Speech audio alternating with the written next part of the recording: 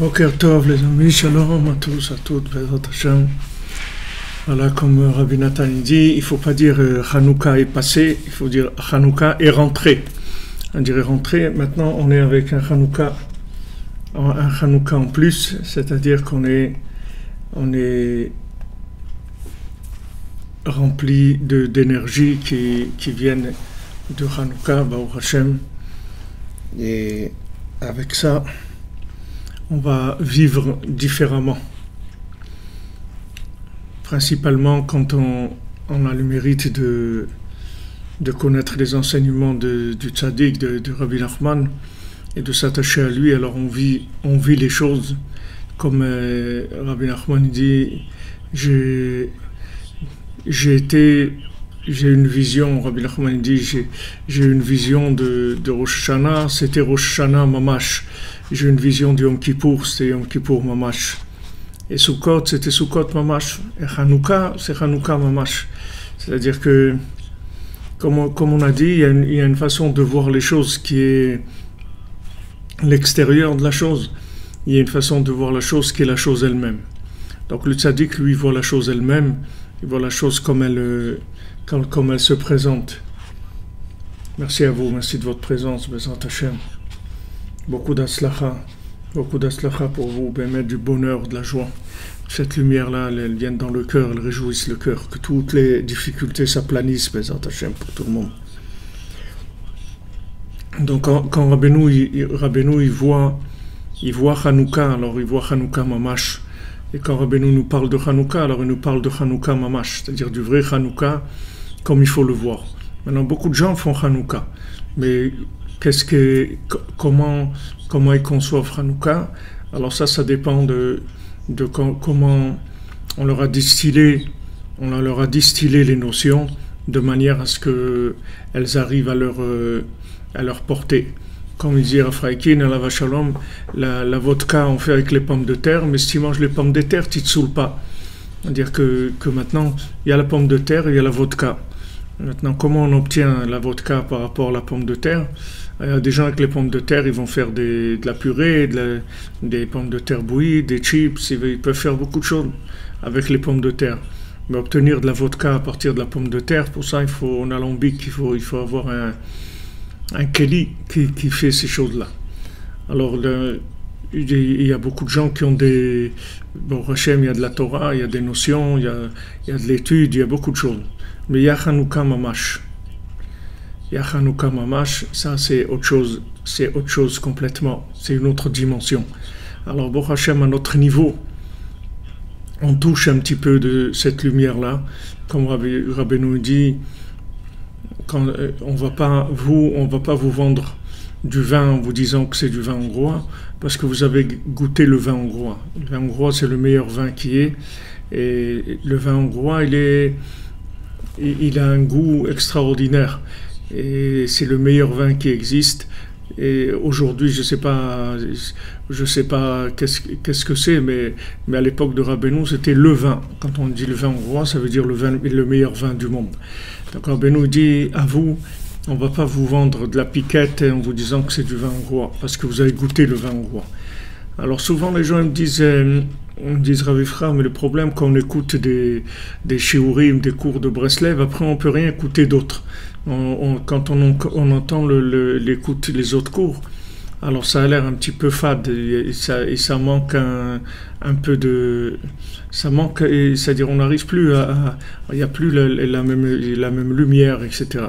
Parce que le tzaddik, Baruch Hashem, il voit les choses. Et il transmet à ses élèves et aux élèves de ses élèves, et aux élèves des élèves comme ça, une lumière par rapport aux choses qui fait que le goût des choses, il est différent. L'approche, elle est différente. C'est autre chose, on ressent autre chose. Il y a des gens pour qui c'est indispensable. Ce goût-là, il est indispensable. C'est-à-dire que s'ils avaient pas ça, ils n'auraient rien.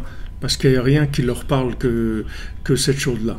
Alors, Baruch Hashem, Hanouka est rentré, c'est-à-dire on a reçu une dose de lumière qui s'appelle Hanouka, selon, comme on a dit hier, notre Emunat Chachamim, selon combien on est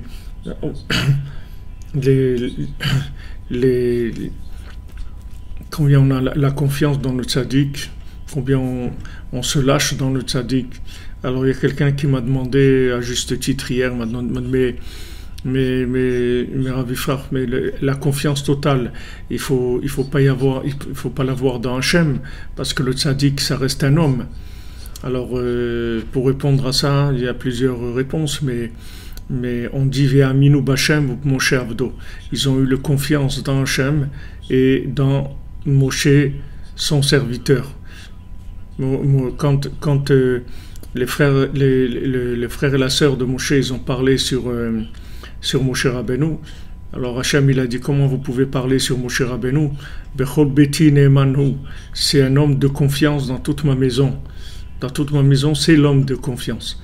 Donc quand on dit Moshe Isha Elohim, Moshe l'homme de Dieu, ça veut dire que c'est un homme qui est Dieu en homme, si vous voulez. C'est l'homme de Dieu. Il a l'aspect humain, c'est un être humain. Il a toutes les qualités d'un être humain, mais c'est en même temps un homme divin. C'est-à-dire il est entièrement transparent par rapport à la divinité. Donc c'est le contraire. C'est-à-dire que si vous voulez avoir confiance en Dieu, il faut que vous ayez confiance dans le tzaddik. Et d'abord, avant tout, il faut que vous ayez confiance en vous.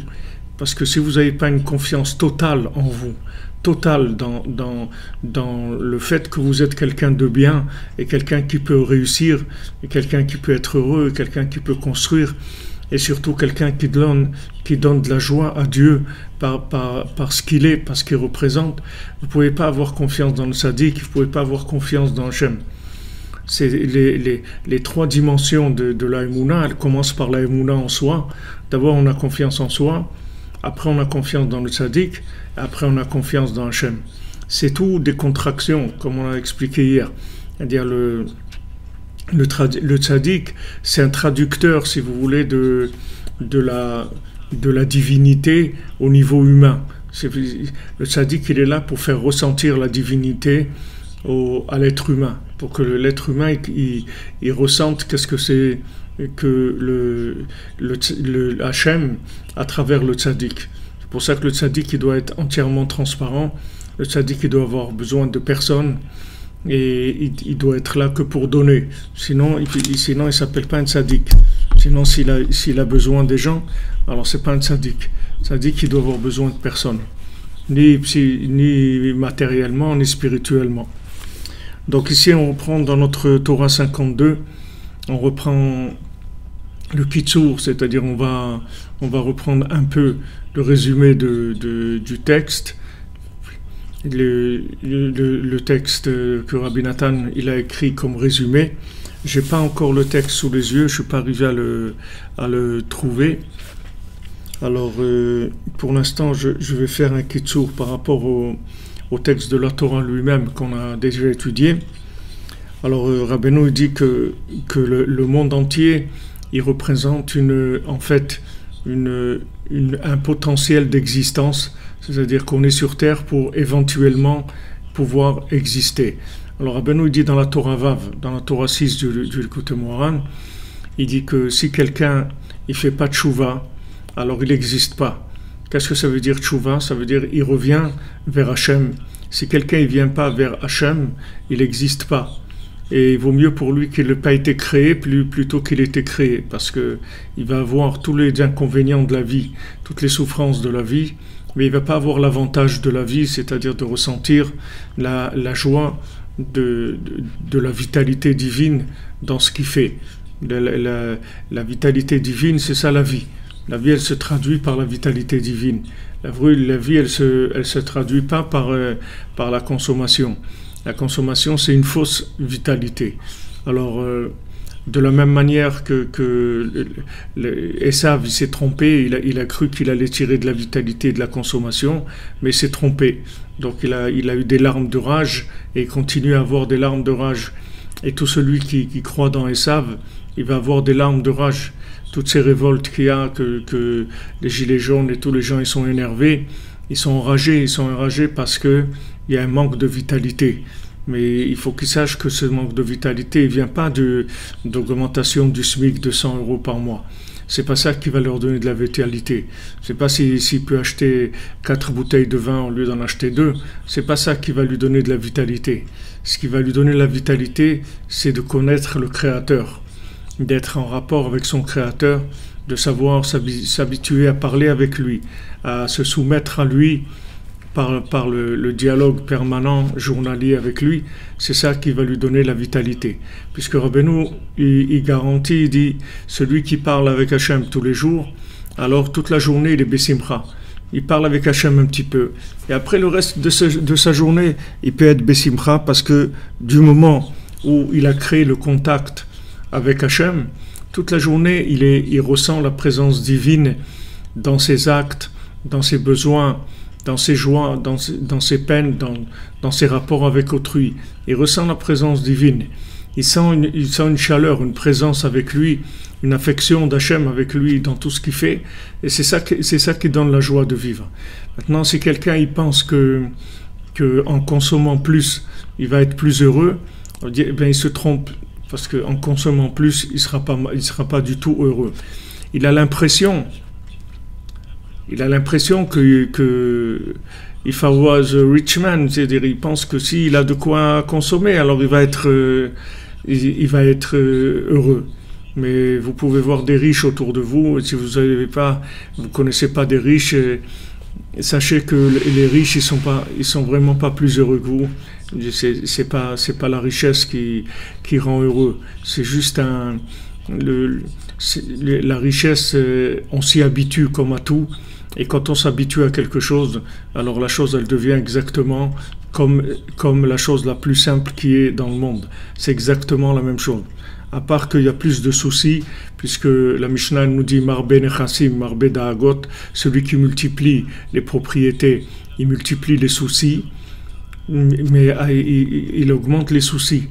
Mais le bien-être, il n'a pas. Le bien-être, le bien-être, il est que dans la vitalité d'Hachem. Maintenant, il y a quelque chose dans le monde qui trompe, c'est ce qui est nouveau, comme on dit tout nouveau, tout beau.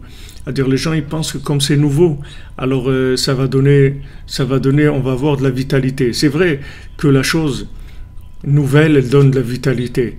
Mais là où est le mensonge, c'est que la vitalité, elle vient pas de la chose. La vitalité, elle vient du fait que la chose est nouvelle. C'est le côté nouveau qu'il y a dans la chose qui donne de la vitalité. Mais c'est pas la chose. Vous pouvez avoir le plus beau téléphone du monde, la plus belle voiture du monde, tout ce qu'il y a de plus beau au monde, c'est une question d'heure, c'est tout. Ça peut être 1 heure, ça peut être 1 jour, ça peut être 1 semaine, 1 mois, mais en fin de compte, cette chose-là, elle va disparaître dans le fleuve de l'habitude et de la consommation, c'est-à-dire qu'il n'y aura plus de vitalité. Dans tout, c'est comme ça. Ne croyez pas que quelqu'un qui a une maison qui fait 2000 mètres carrés, il est plus heureux que quelqu'un qui a une maison qui fait 50 mètres carrés. C'est exactement la même chose. Il n'y a aucune différence. La seule chose qu'il y a, c'est que s'il avait une maison de 50 mètres carrés et maintenant il a 2000 mètres carrés, pendant quelques heures, il va avoir la joie du côté nouveau qu'il y a dans la chose. Mais c'est pas la chose qui lui donne la vitalité. C'est la nouveauté de la chose. C'est l'inconnu. L'inconnu, ça provoque, ça entraîne de la joie. Mais c'est pas une joie qui vient de la chose. La joie, elle ne vient que du fait que c'est nouveau, c'est tout. Mais une fois que ça va rentrer dans les affaires classées, c'est fini. C'est fini, ça va être exactement comme une chose la plus simple du monde. Il n'y aura aucune différence. Par contre, si vous prenez l'habitude de tirer votre vitalité du contact et du flux divin, à ce moment-là, cette chose-là, elle vous donnera une joie éternelle. Tout le temps, vous serez joyeux. Alors, Rabbeinu, ce qu'il veut nous amener, c'est à cette vitalité, cette joie éternelle.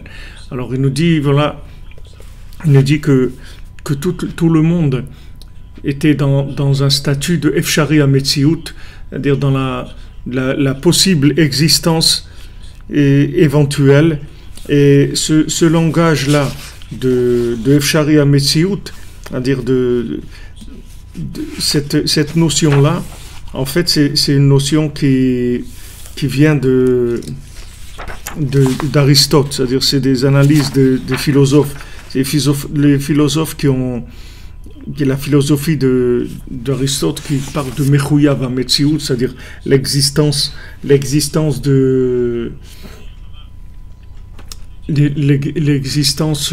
absolue.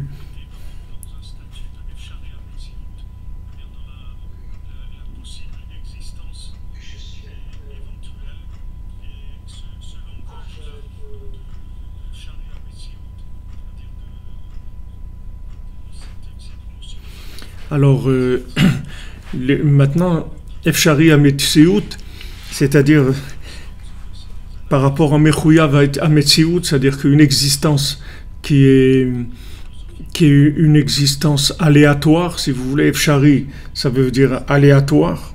Elle peut être comme elle ne peut pas être, elle peut ne pas être. Et d'un autre côté, on a l'existence absolue, qui est la vie éternelle. Donc c'est ça qui va changer la vie de l'individu. Si quelqu'un il a une sensation d'éternité dans sa vie, c'est-à-dire qu'il s'inclut dans la vie éternelle, à ce moment-là, il n'y a pas la forme de la vie, ça ne change pas grand-chose pour lui. Mais si quelqu'un il a une vie qui est aléatoire, donc il dépend des aléas du marché. C'est-à-dire qu'il y a des aléas qui vont changer sa vie, apparemment. C'est-à-dire il est accroché aux aléas, il pense que si les conditions de vie elles changent, alors sa vie va changer.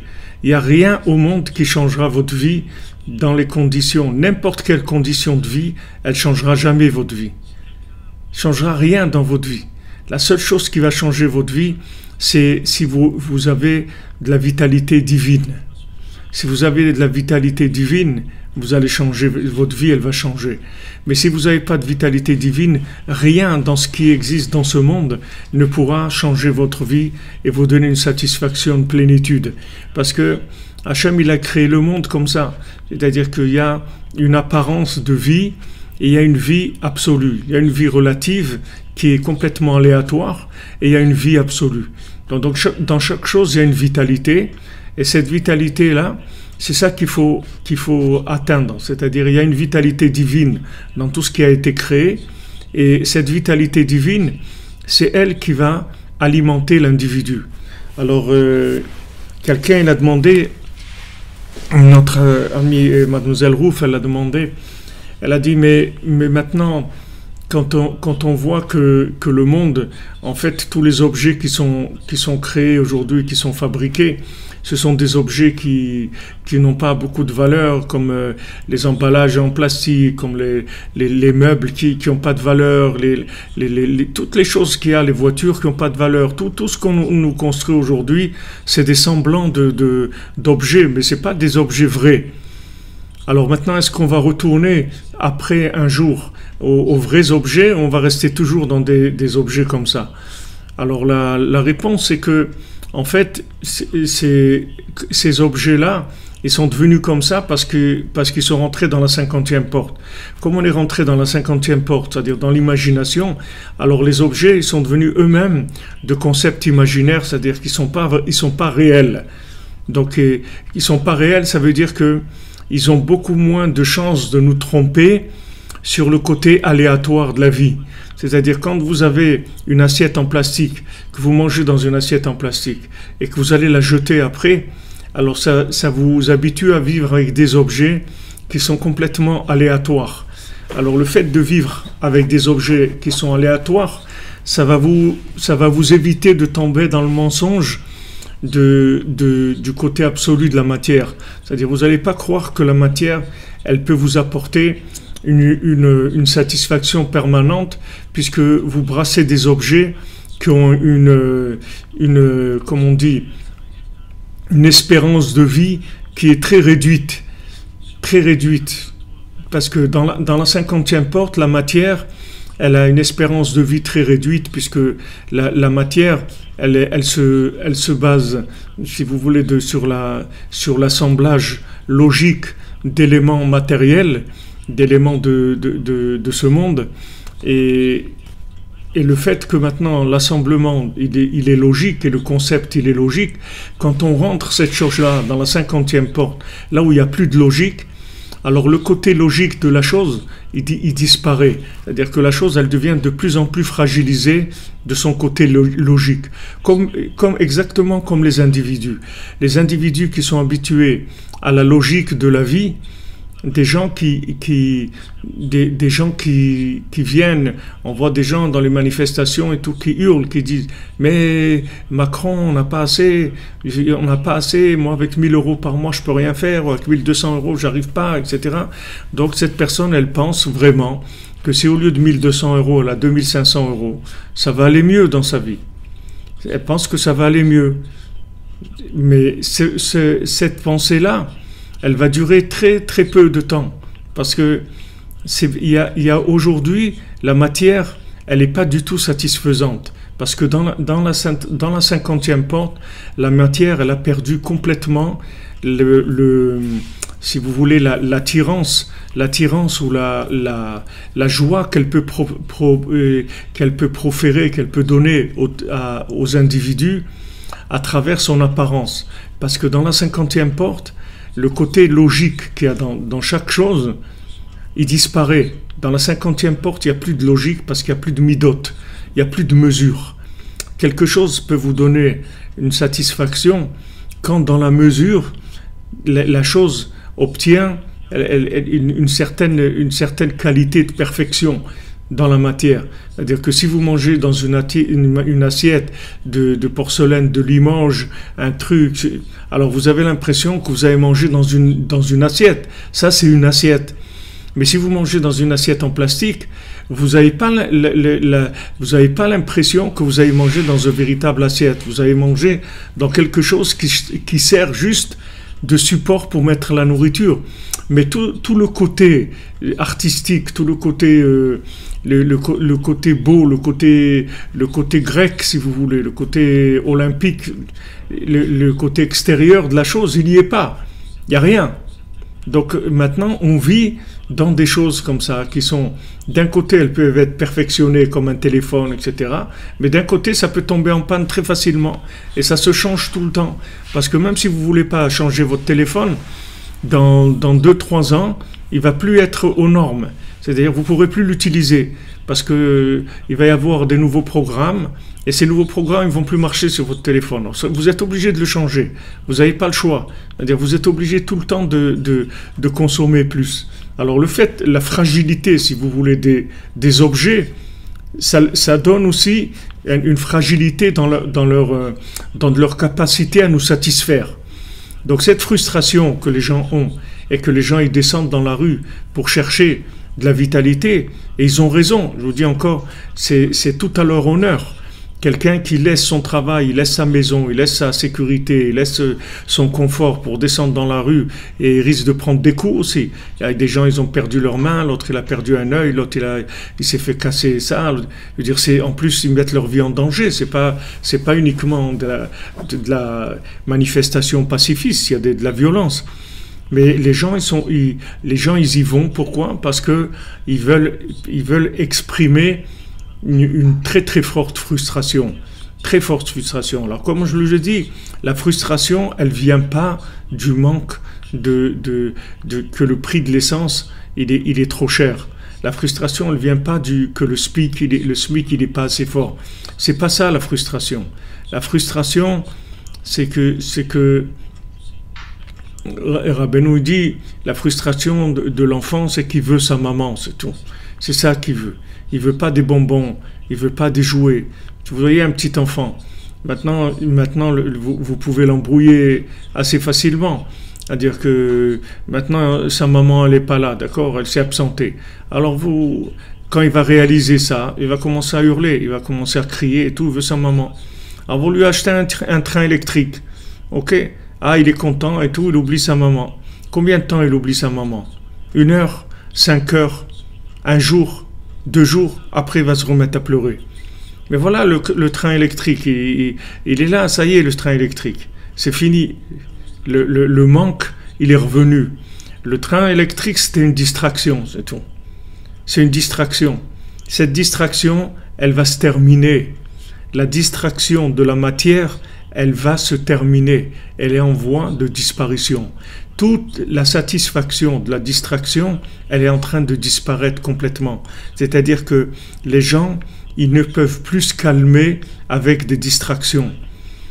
De gagner 2500 euros au lieu de gagner 1200 euros, c'est une distraction, puisque vous allez pouvoir vous payer des trucs plus, de prendre des week-ends, aller au restaurant, trucs. Ok, vous allez pouvoir avoir plus de distractions. Cette distraction-là, elle va durer très très peu de temps. L'insatisfaction, elle va revenir. L'ennui va revenir, l'angoisse, elle va revenir, le stress, il va revenir. Ça va revenir, ça ne va pas aider du tout, parce qu'on est à la fin. On est à la fin. La distraction, elle va durer de moins en moins. C'est-à-dire l'effet de distraction, il a de moins en moins de force. Et ça, il a de moins en moins de force. Il essaie de plus en plus de la paille. C'est-à-dire qu'on voit de plus en plus que derrière ça, il n'y a rien. Alors il y a une jeunesse qui en a marre de ça. Il y a une jeunesse qui en a marre, et même pas que des jeunes. Les gens, ils sont frustrés. Donc ils descendent dans la rue parce qu'ils sont frustrés. Maintenant, c'est une préparation. Cette frustration, c'est une préparation à la recherche de la présence divine. C'est comme ça que les gens ils vont aller vers Dieu, parce qu'ils vont se sentir tellement frustrés qu'ils vont chercher autre chose. Quand ils vont chercher autre chose, ils vont trouver. Parce qu'Hachem, il est là, il est à côté de chacun. Donc ces manifestations-là de frustration, c'est pas quelque chose de mauvais. C'est juste qu'il faut prier Hachem que cette frustration-là, elle amène les gens à une autre dimension que de se satisfaire de 100 euros de plus par mois ou de 500 euros par mois. Si maintenant la personne, elle ressent une frustration, déjà elle sort dans la rue, alors que ce mouvement-là, Hachem, il le considère comme déjà une expression de l'individu. Comme un enfant sa maman, elle lui manque. Au début, on peut l'amadouer avec un train électrique, avec une voiture téléguidée, ok? Mais au bout d'un moment, ça ne va pas le satisfaire. Alors maintenant, il va commencer à casser des choses dans la maison. Il va s'énerver, il va commencer à faire tomber des chaises, à casser des assiettes ou à faire des dégâts dans la maison.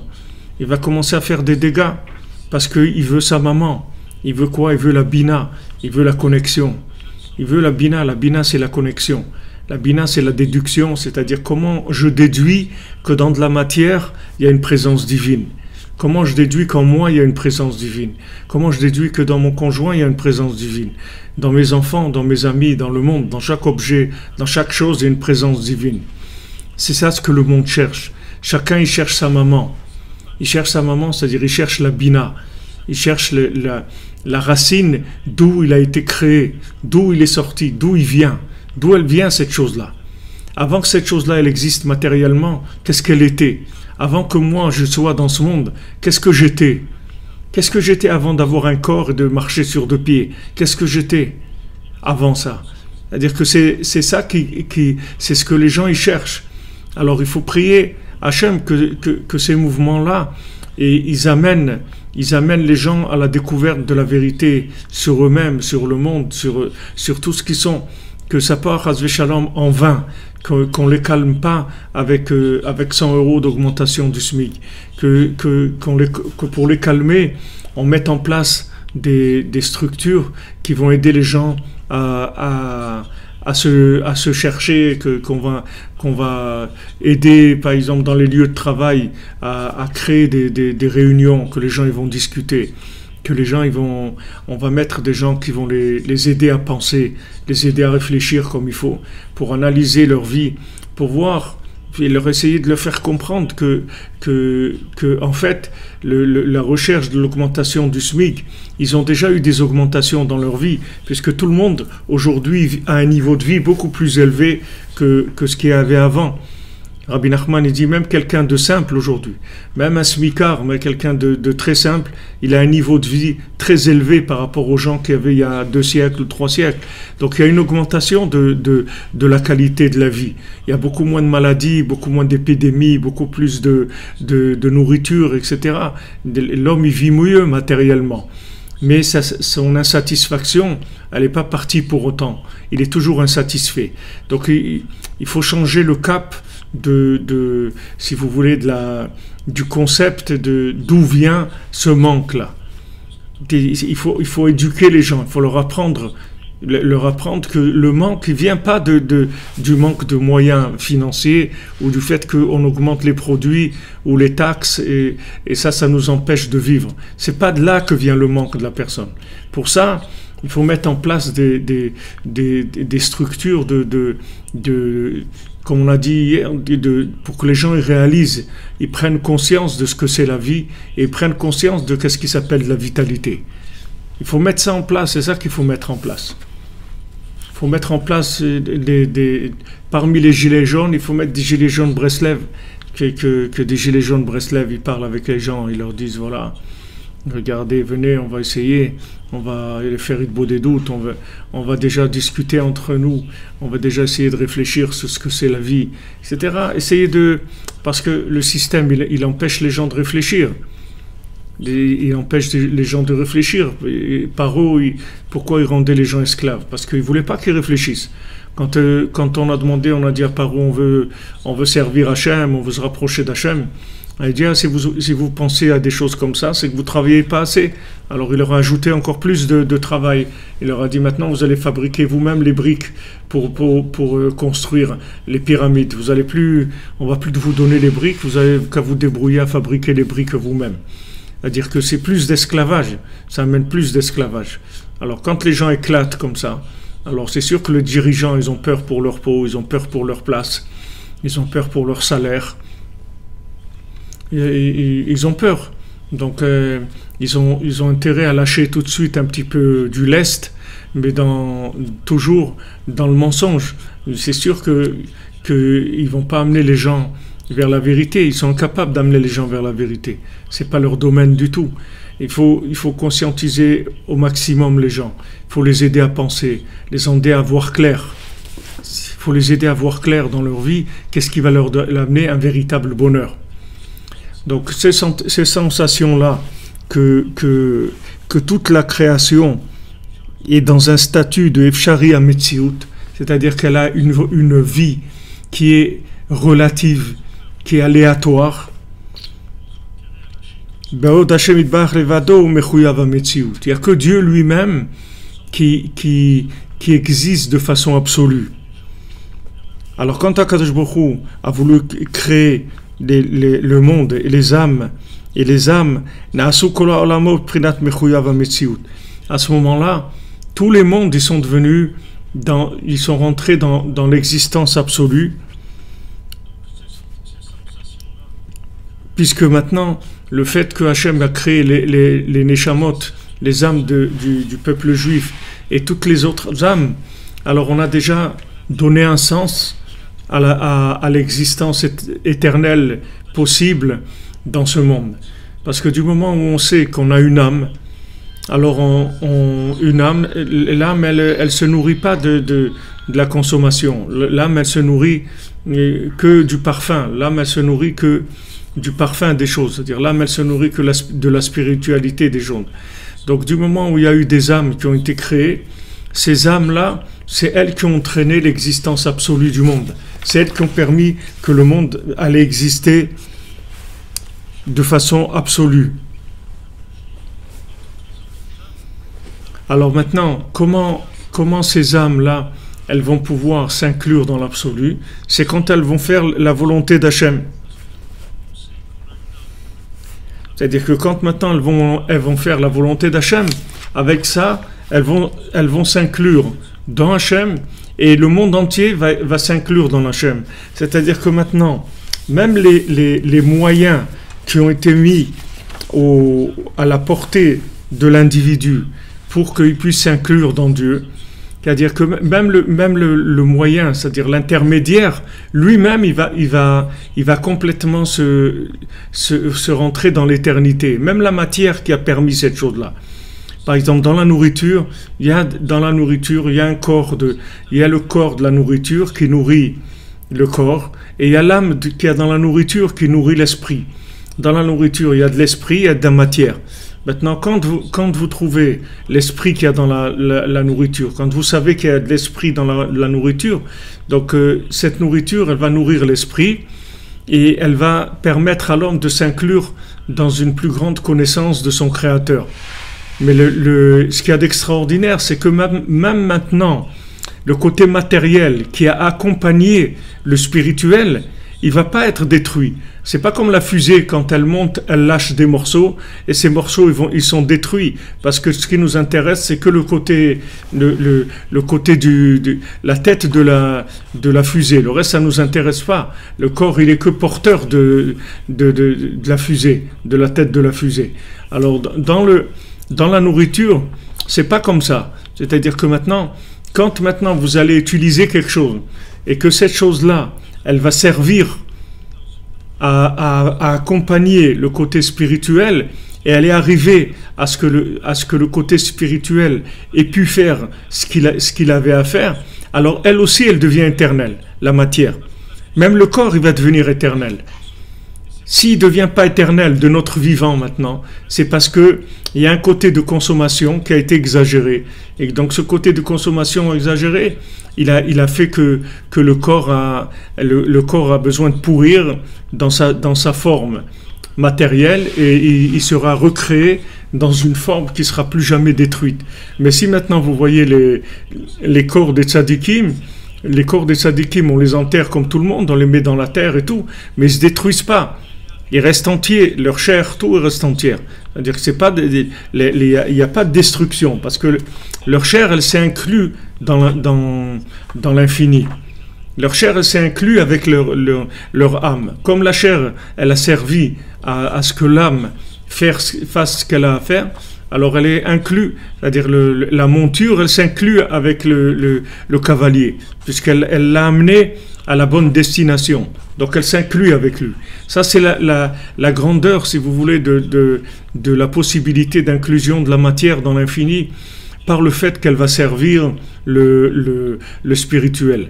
Donc en fait, tout ce qu'il y a dans le monde, tout est recyclable. Il n'y a rien dans le monde qui n'est pas recyclable. Tout est recyclable. Tout ce qui a été créé est recyclable. Pourquoi? Parce que tout est un chemin vers Dieu. C'est-à-dire tout ce qui existe sur terre, c'est pour nous amener vers Hachem. Donc du moment où ces choses-là, elles vont faire leur travail, elles vont nous amener vers Hachem, elles vont elles aussi s'inclure dans l'éternité.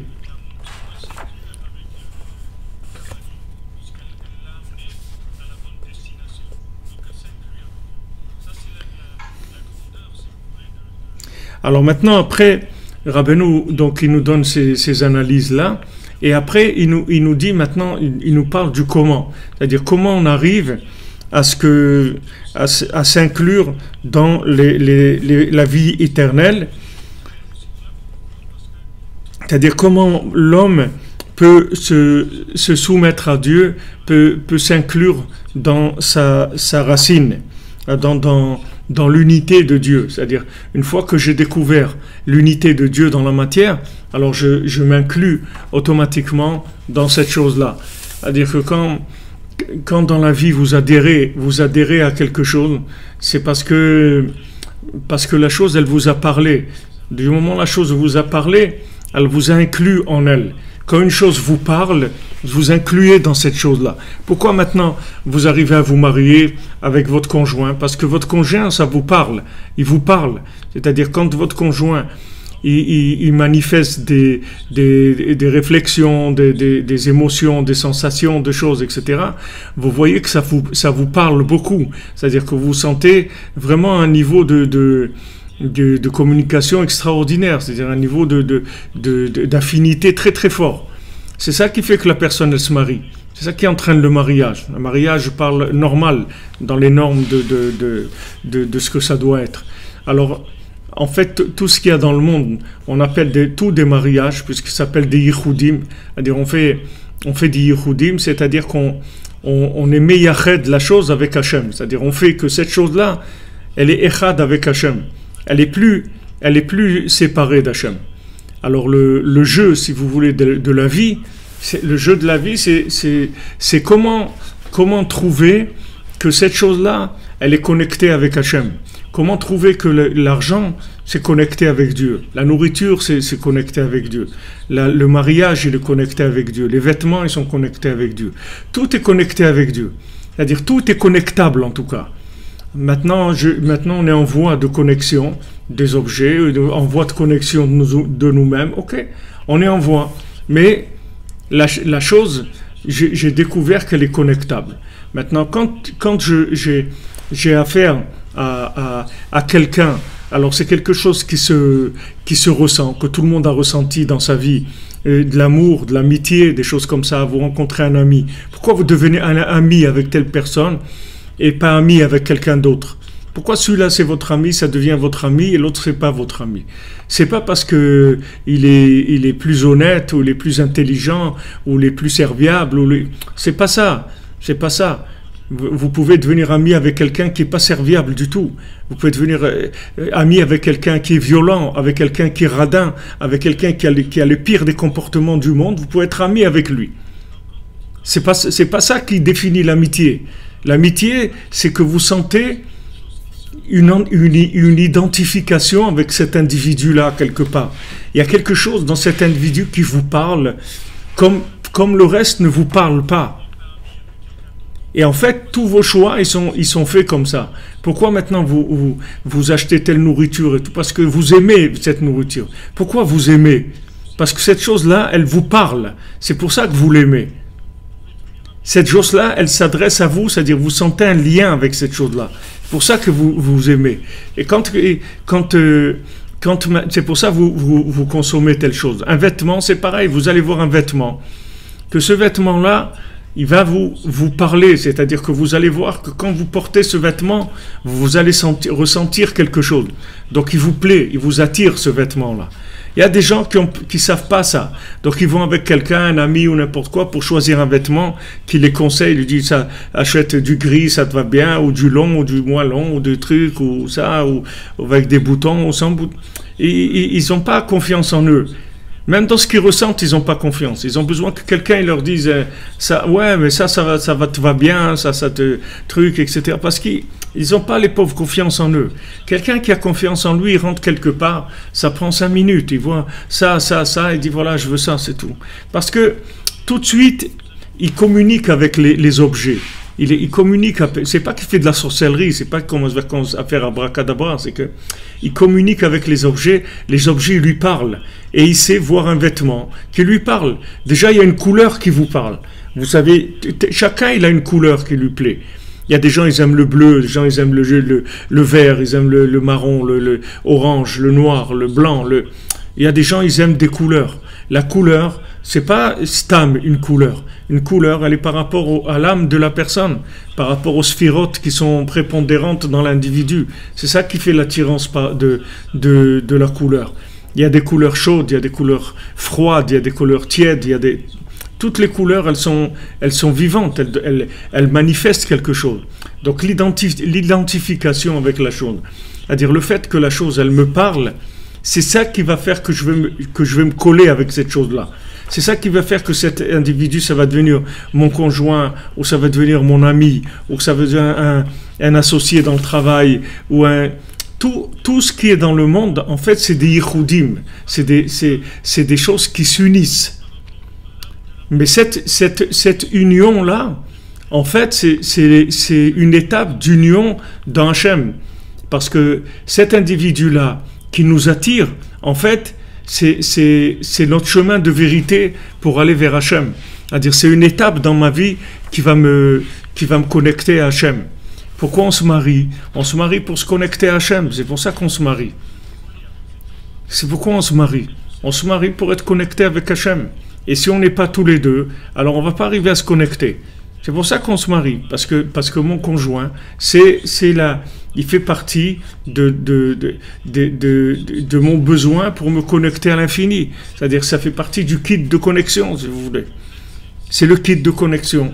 Maintenant, toute l'attirance, tout l'attrait, toute l'affection, tout l'amour qu'il peut y avoir, tout ça, ce sont les manifestations extérieures du fait que c'est l'individu qui représente la connexion pour moi. Alors ça se manifeste par l'amitié, par l'amour, par tout ce que vous voulez, toutes ces notions-là. Mais la base de la chose, c'est que cette chose-là, elle me parle. Et quand cette chose-là, elle me parle, ça m'attire énormément. Donc, pourquoi j'essaye de développer cette notion-là? On en a parlé déjà quand on a parlé de la Torah, mais pas cet angle-là. C'est-à-dire cet angle-là, j'en ai pas parlé encore. C'est-à-dire ce côté, si vous voulez, d'identification avec le contenu profond qu'il y a dans l'individu ou dans la chose, ça j'en ai pas parlé. J'ai parlé de communication avec la chose. Mais maintenant, ce qui apparaît ici, c'est plus, ça va un petit peu plus loin dans l'analyse qu'on a faite jusqu'à maintenant.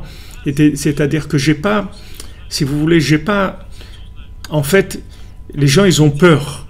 Les gens ils ont peur. Ok, la peur, elle vient, on l'a dit, les gens ils ont peur de disparaître. C'est ça qu'ils ont peur. Ils ont peur d'avoir une vie qui est aléatoire, que leur vie, ça soit de l'aléa, ça soit pas absolu. Ça, c'est l'angoisse profonde existentielle, que peut-être je vais plus exister. Donc ça donne une angoisse. Mais il y a une angoisse qui est aussi, si vous voulez, l'angoisse d'être seul, l'angoisse d'être incompris, l'angoisse de ne pas être aimé, cette angoisse-là. Mais cette angoisse, elle vient du fait que à la base, déjà, j'ai pas confiance en moi. Il faut que j'ai confiance en moi pour identifier les éléments qui sont en rapport avec moi. Et des fois, vous allez rencontrer des gens que dans votre cerveau, parce que le cerveau, il est tellement matraqué par des notions qui sont complètement mensongères. C'est-à-dire, on est matraqué par des notions à l'extérieur qui sont mensongères sur les soi-disant affinités. Votre cerveau, il vous fait croire que si vous rencontrez une personne comme ça et comme ça, alors elle doit, normalement, vous devez vous entendre avec elle, ça peut venir votre ami, vous pouvez vous lier d'amitié. Alors la société, si vous voulez, elle fabrique des notions dans l'amitié, etc., qui ne sont pas des notions vraies. Si vous voulez, un ami, vous ne pouvez pas définir ce que c'est votre ami. Vous allez définir qui vous êtes, vous allez vous chercher à avoir confiance en vous, dans le bien qui est en vous. Mais maintenant, une fois que vous allez trouver le bien qui est en vous, l'autre partie, elle va venir. Rabbi Nachman, il a dit, là où il y a du bien, il vient vers moi. Là où il y a du bien, il vient vers moi. C'est-à-dire que maintenant, si je trouve le bien qui est en moi, tout le bien dans le monde qui a un rapport avec moi, il va venir vers moi. Automatiquement. Et si maintenant j'ai pas trouvé encore, c'est-à-dire que j'ai pas encore développé assez les ondes d'attraction par rapport aux parties de moi-même qui se trouvent dans le monde. C'est-à-dire que j'ai des parties qui se trouvent dans le monde, je vais rencontrer quelqu'un et je vais me lier d'amitié comme ça et on va faire des actions très simples, on va aller boire un café, on va parler un petit peu et tout. Il va y avoir une amitié qui va se réveiller. Comme dans le conte de Hanouka, où quand le monsieur il rentre chez le Balabaït, ce monsieur-là de l'extérieur, cet invité, alors il parle avec lui et après, il s'attache à lui tout de suite. Il s'attache à lui, il dit « j'ai envie de t'appeler mon maître ». Et tout de suite, il commence à vouloir s'attacher à lui. Pourquoi il veut s'attacher à lui? Qu'est-ce qui fait qu'il veut s'attacher à lui? C'est pas parce qu'ils ont vécu des choses ensemble. C'est le contraire. Vous vivez des choses ensemble parce que vous avez une affinité. C'est pour ça que vous vivez des choses ensemble. C'est pas le contraire. Donc vous vivez des choses ensemble parce qu'il y a une base très forte d'affinité. Et bien sûr, comme je vous dis tout le temps, je vous dis, il faut entretenir cette conscience, cette mémoire de cette base d'affinité. Il faut la renouveler tout le temps. Parce que si on ne renouvelle pas, alors la chose, elle nous lâche. Elle commence à s'éloigner de nous.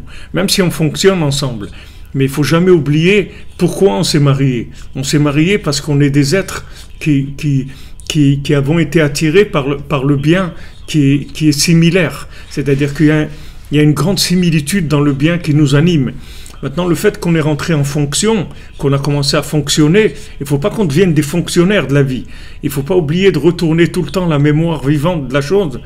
ou ce qui s'appelle le zikaron, et pas uniquement dans le côté shmira. Dans Shabbat, il y a deux, il y a shamor vezachor, c'est-à-dire il y a le côté shmira, le côté garde et le côté mémoire. C'est-à-dire que dans les rapports avec autrui, il y a un côté qui est shmira, garder, c'est-à-dire c'est tout ce qu'on va construire ensemble, tout le côté fonctionnement de la chose.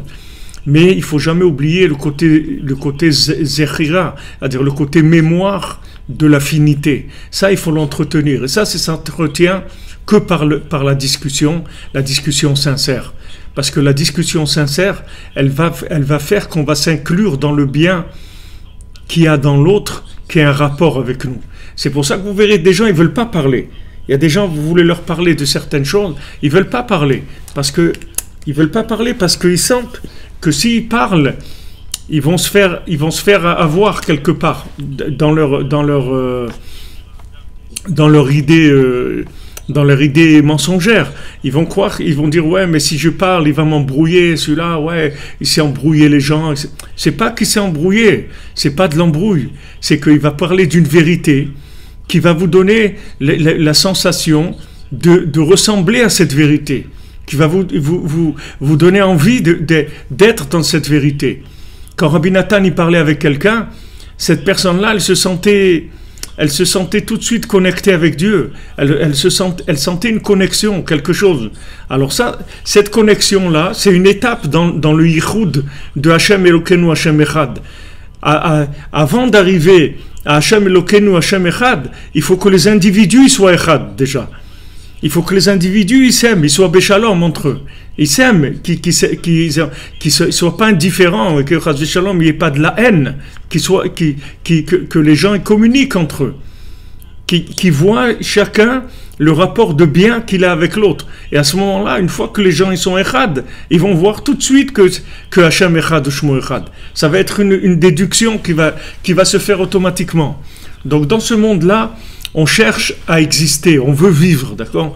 La vie, elle se trouve pas dans le rapport de consommation avec les objets. La consommation, c'est un moyen pour arriver à s'unifier avec Hachem dans ce que je vais consommer. À l'intérieur de ce que je vais consommer, il y a une vitalité qui est une vitalité de présence divine. Donc dans tous les individus, il y a la même chose. Les individus qui vont être mes amis, c'est parce que c'est des gens avec lesquels je vais faire un bout de chemin. Ça aussi, des amis peuvent être amis avec moi pendant quelques heures, quelques jours, quelques mois, quelques années, toute la vie, ça dépend. Ça dépend. Des fois, vous rencontrez quelqu'un, c'est une amitié qui dure le temps d'un voyage dans un avion. C'est-à-dire, vous avez passé un moment avec quelqu'un, vous avez parlé avec lui, et ça a été très fort, et vous avez échangé, etc. Puis après, ça y est, chacun, il va faire sa vie. Mais il y a eu un échange qui s'est fait. Et cet échange-là, il était fondamental dans votre progression. Et c'est pour ça que, si vous voulez, dans la Torah, elle dit que Achnasat Ochim, de recevoir un invité, c'est plus grand que la Shrina, c'est-à-dire de recevoir la Shrina. On voit de recevoir Hachem sous sa forme dans ce monde, c'est sa présence d'Hachem dans ce monde. Parce que, en fait, pourquoi l'individu il est plus grand que la présence d'Hachem? Parce que l'individu, il représente aussi la présence d'Hachem. Mais il représente la présence d'Hachem à un niveau contracté qui est plus à mon niveau. C'est-à-dire, c'est plus facile pour moi de m'attacher à un individu que de m'attacher à Hachem. Et il faut savoir que ce qui me donne envie de m'attacher à l'individu, c'est en fait la présence divine qu'il y a dans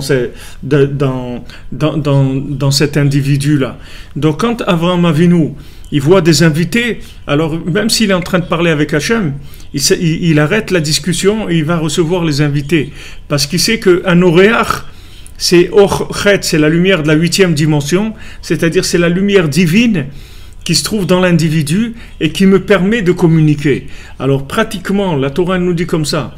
Elle dit en fait, quand tu reçois un invité, cet invité-là, c'est en fait un colporteur pour toi. C'est-à-dire un colporteur, c'est quelqu'un qui va dans le monde.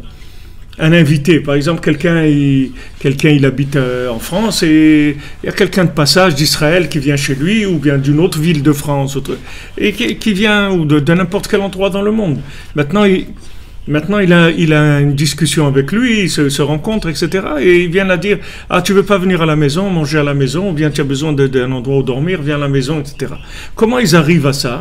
Parce que la personne, elle ressent que dans cet invité-là, il y a quelque chose avec laquelle je peux communiquer et je peux m'enrichir. Et cet invité-là, il va vous enrichir. On parle d'un invité qui n'est pas intéressé par des choses de bêtises. On parle d'un invité avec lequel on va pouvoir communiquer, échanger. Alors en fait, cet invité-là, lui, c'est un colporteur, c'est-à-dire lui, il va dans le monde et là où il va, il prend des éléments. Puisque là-bas, il va penser, il va manger. S'il a voyagé, il a été en Chine, au Japon, n'importe quoi, il a mangé là-bas. Donc cette nourriture-là, il y avait des messages dedans. Donc il les a pris. Et maintenant, quand il va venir chez vous, il va vous amener un message qui vient du Japon et qui se trouvait pour vous là-bas. Et lui, il va vous l'amener. C'est pour ça qu'un invité, c'est quelque chose de très grand. Parce qu'en fait, il va vous amener des éléments qui se trouvent à des endroits où vous ne pouvez pas aller. C'est la raison pour laquelle, dans le conte sur Hanouka, quand l'invité vient, alors à un moment, le monsieur, le maître de maison, il lui dit, il dit, quand est-ce que tu viens chez moi? Alors il lui dit, on parlera ça après, parce que maintenant je suis en train de venir chez toi. Alors on comprend pas. Il dit, mais il lui dit quand est-ce que tu viens chez moi? Au lieu de lui dire maintenant ou demain, il lui dit, j'ai pas le temps de parler de ça parce que je suis en train de venir chez toi. Ça veut dire que maintenant, le tzaddik, il vient chez tout le monde. Et il n'a pas besoin que tu l'invites. Il s'invite lui-même. Parce que c'est un besoin indispensable de l'humanité. C'est-à-dire que le tzaddik, il s'invite lui-même dans tout. Il s'invite dans la nourriture, dans les vêtements, dans les idées, dans la musique, dans les paroles, dans tout. Le tzaddik, il s'invite dans tout. Le tout, c'est que toi, tu dois ouvrir ton cœur. Parce que si tu n'ouvres pas ton cœur, tu vas pas sentir qu'il est là. C'est-à-dire tu vas pas sentir dans l'autre la présence qu'il y a d'une notion dont tu as besoin pour avancer. Il faut que tu ouvres ton cœur. Si tu n'as pas le cœur ouvert, tu vas rien ressentir du tout. Tu vas rencontrer quelqu'un, tu vas discuter avec lui, etc. Et tu sais pas que tu es passé à côté de quelqu'un qui avait un message à te donner, un message important pour te permettre d'avancer dans une étape de ta connaissance divine. Il faut avoir le cœur ouvert, le cœur sensible, le cœur qui est prêt à recevoir des messages. Le cœur, il doit être prêt à recevoir des messages. À ce moment-là, on ressent la chose, on ressent le message que l'autre peut nous transmettre.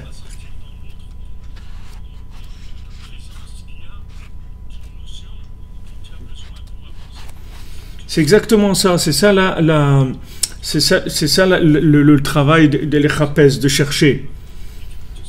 Oui, le tzaddik, il s'incruste, il s'infiltre. Il s'infiltre, comme on dit, des gens infiltrés, les tops. Il s'infiltre dans les situations. Il s'infiltre dans la musique, il s'infiltre dans la littérature, dans la nourriture, dans les vêtements, dans la mode, dans les informations, dans tout. Le tzaddik, il peut parler dans la bouche d'un présentateur des informations à la télévision. Il n'y a pas de problème. Il n'a pas de problème. Au Hachem, même dans la télévision, il y a des gens qui sont attachés à Rabbeinu, que quand ils parlent, il y a le message de Rabbeinu aussi qui parle, qui passe. Et les gens, ils s'identifient, ils ne savent pas à quoi, mais ils s'identifient à une certaine vérité qui leur parle. Ils voient qu'ils ont un rapport avec cette chose-là. C'est ça qui s'appelle chercher Hachem partout. C'est-à-dire, j'ai cherché Hachem partout. Où je vais chercher Hachem? Il dit non, Hachem Melokola cherche Hachem partout. Comment je vais chercher Hachem partout? Si je sais ce que je cherche, d'accord, tu me dis cherche un stylo, ou cherche une boîte d'allumettes, ou un porte-clés, d'accord. Mais cherche Hachem, c'est quoi Hachem? C'est quoi Hachem? Comment je vais le trouver? Comment je vais trouver Hachem? Tu sais comment tu vas trouver Hachem? Tu vas trouver des éléments avec lesquels tu as une affinité. C'est ça Hachem. Tu vas rencontrer un ami.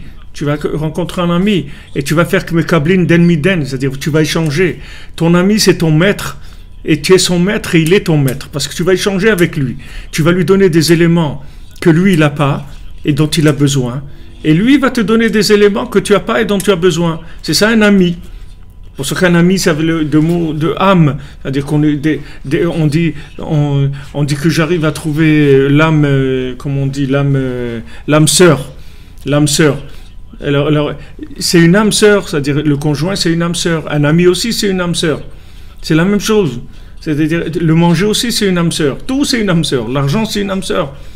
Tout, c'est une âme sœur. Mais il faut que tu cherches. Il faut que tu ouvres ton cœur. Il faut que tu cherches. Et à ce moment-là, tu vas voir qu'il est là. Tu vas dire, mais comment? J'ai pas vu qu'il était là. Mais non. Il y avait une fois, je voulais raconter une fois des gens qui étaient venus à Oman il y a une quinzaine d'années, comme ça, dans un voyage mixte organisé. Et il y avait un monsieur et une dame dans le voyage qui se disputaient tout le temps. Alors l'année d'après, le monsieur ne voulait pas revenir s'il y avait cette dame-là. Il dit, elle m'a pris la tête tout le voyage, je ne veux pas revenir si elle est là. Il s'est renseigné. Alors la personne lui a dit, mais si tu ne vas pas t'empêcher de venir à Oman parce qu'il y a cette personne-là, mets-toi dans un coin, tu ne fais pas attention à elle, etc. Bon, il a convaincu, il est venu. Et la deuxième fois, quand il est venu à Oman, alors au retour, ils se sont mariés. Ce monsieur, cette dame-là, ils se sont mariés. La première fois qu'ils ont voyagé, ils se sont disputés. Et la deuxième fois, ils se sont mariés. Alors regardez, des fois, vous pouvez rencontrer quelqu'un qui vous repousse. Et vous ne savez pas que c'est pas qu'il vous repousse. C'est qu'en fait, le message de vérité qu'il a, vous n'êtes pas prêt à l'accepter maintenant. C'est ça qui fait qu'il vous repousse. C'est ça que vous sentez, oh là là, cette personne. Non, parce qu'il a un message de vérité dont j'ai besoin. Mais comme je ne suis pas prêt pour l'instant à recevoir ce message-là, mon cœur, il n'est pas assez ouvert pour recevoir ce message. Alors cette personne-là, tout de suite, je me sens pas bien avec cette personne-là. Mais il faut savoir que plus je vais avancer et plus je vais me faire des amis. C'est-à-dire, je vais trouver des gens avec qui je peux échanger, parce que il faut être aussi dans un niveau de recherche pour échanger. Si maintenant ce que je cherche c'est rien que du plaisir et de m'amuser, alors je vais avoir que des gens que des rapports très très futiles avec les gens, très très extérieurs, qui n'ont aucun sens. Mais si je cherche vraiment Hachem, je dis Hachem, où est-ce que tu es? Ah ben Hachem, il est là. Et il est dans les invités, il est dans les amis, il est dans les voisins, il est dans la famille, il est dans les livres, dans les maîtres, dans tout. Hachem, il est partout. Seulement, il faut le chercher. Et quand est-ce que je vais dire, voilà, j'ai trouvé? C'est quand je vais sentir l'affinité avec la chose. Je vais sentir, waouh, ça me parle. Alors, on a échangé, on s'est enrichi. Au Hachem, mutuellement. On s'est enrichi mutuellement. Et c'est ce qu'on fait maintenant. Bon, Hachem, voilà, on a fait un cours, on a fait 1 heure, on s'est enrichi mutuellement. C'est-à-dire que moi, j'ai pu parler des choses parce que vous êtes là, et vous avez entendu de moi des choses parce qu'il y a d'autres gens qui sont avec nous, et on a échangé tous ensemble, et on a pris des éléments qui nous parlent à tous. Pourquoi on se trouve à ce moment-là ensemble? Parce que on a chacun quelque chose à amener. Et cette chose-là, elle est, si vous voulez, elle s'échange par le fait qu'on est lié. Et plus on est lié, et plus les éléments qu'on reçoit, ils ont des dimensions importantes. Plus le niveau d'âme qu'on va recevoir, c'est-à-dire le niveau spirituel qu'on reçoit, il est grand. Il est grand. On dit que si on fait 1 heure d'étude et qu'on est 100 personnes ensemble, alors c'est comme si on a étudié 100 heures. 100 heures. Pourquoi ? Et qu'est-ce qu'il y a si on a étudié 100 heures ou 1000 heures ou 200? C'est pas pour les 100 heures, c'est que ce que j'aurais dû mettre 100 heures à comprendre, je vais le comprendre en 1 heure. Pourquoi? Parce qu'on est 100. Comme on est 100, alors chacun il va amener sa participation, si vous voulez, et cette participation, elle va faire qu'on va être tous ensemble. C'est pour ça qu'on va trouver cette dimension-là. C'est pour ça que le Mishkan, Hachem, il a demandé à chacun de participer au Mishkan. Hachem, vous croyez qu'il a besoin de notre argent pour le Mishkan? Il n'a pas besoin. Il n'a pas besoin, Hachem, il peut faire la manne. Il nous a dit de payer la manne. On n'a pas payé la manne, c'était gratuit, d'accord? Il ne nous a pas dit de payer la manne. Mais le Mishkan, il a dit il faut que vous donniez pour le Mishkan. Pourquoi il voulait qu'on donne pour le Mishkan? Parce qu'il voulait que dans le Mishkan, il y ait la participation de chacun, l'unification de tous les individus à travers leur participation dans le Mishkan. C'est ce qui a permis qu'Hachem, il a pu résider parmi nous. Mais s'il y avait des gens qui ne participaient pas, alors ils n'auraient pas pu ressentir la présence divine. C'est le fait que maintenant ils ont tous participé ensemble, c'est-à-dire qu'ils ont été d'accord d'échanger sur la même chose, c'est-à-dire qu'ils ont dit maintenant on va participer au Mishkan, on va donner quelque chose pour construire la maison d'Hachem. C'est ça ce qui a permis que Hachem de résider dans chacun. Comme Hachem il dit, va soli Mishkan, Ils vont me faire un Mishkan, Veshachanti betocham, et je vais résider parmi eux. Nos sages ils nous disent, c'est pas normalement quand vous dites, ils me font un Mishkan. Et je vais résider dans le Mishkan. Non, c'est pas dans le Mishkan. Je vais résider parmi eux. Parce que quand je vais résider parmi eux, c'est comme ça que je vais résider dans le Mishkan. Comment Hachem il vient dans sa maison? C'est s'il est déjà dans le cœur, dans la maison à nous, dans la maison de notre cœur, à ce moment-là, après, il vient dans sa maison. Et pour être dans la maison de notre cœur, il faut qu'on partage avec l'autre. Il faut qu'on fasse des choses ensemble. C'est comme ça qu'on va faire descendre la présence d'Hachem. Parce que si on n'échange pas, on ne peut pas seul, c'est impossible. C'est impossible. C'est impossible. Seul, on ne peut pas. La lumière d'Hachem, elle est trop grande. On peut pas arriver seul. On a besoin des autres. Comme les autres, ils ont besoin de nous. Et on a besoin des autres. Donc on échange. Et en plus, on est à échanger le tabernacle. Oui, exactement. C'est le Mishkan, c'est le tabernacle. Alors plus, ça sent bon, ouais, c'est exactement, mamash, ça sent bon, mamash.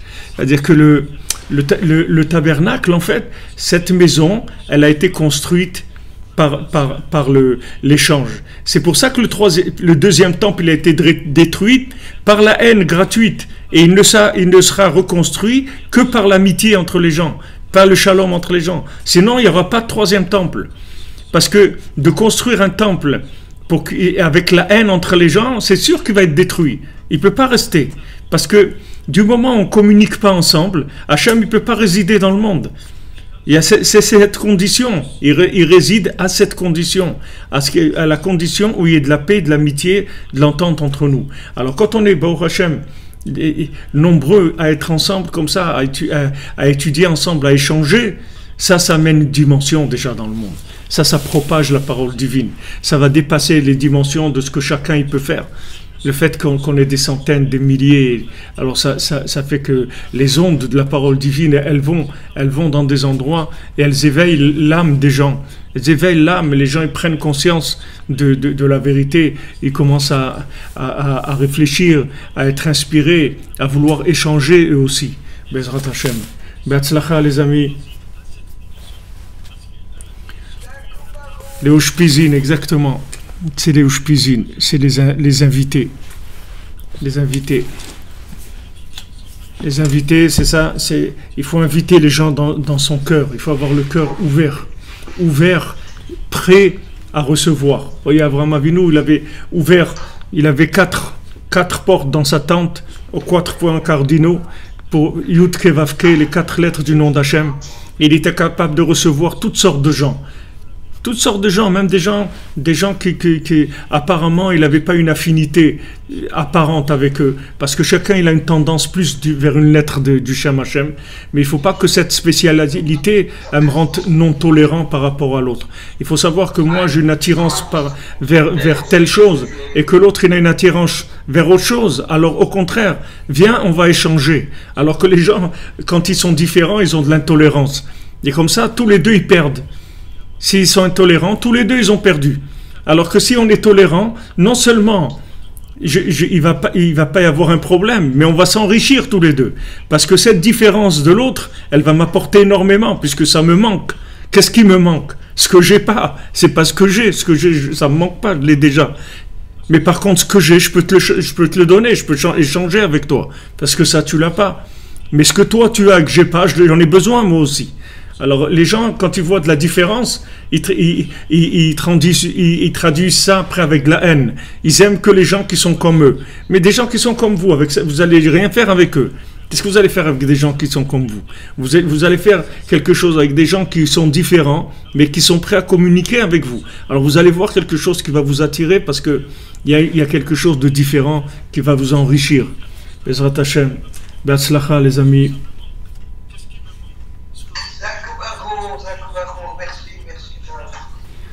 Baruch Hashem, Aor Mamshir, tant que vous êtes là, la lumière elle est là, sachez, tant qu'on est présent au rendez-vous, la lumière est là.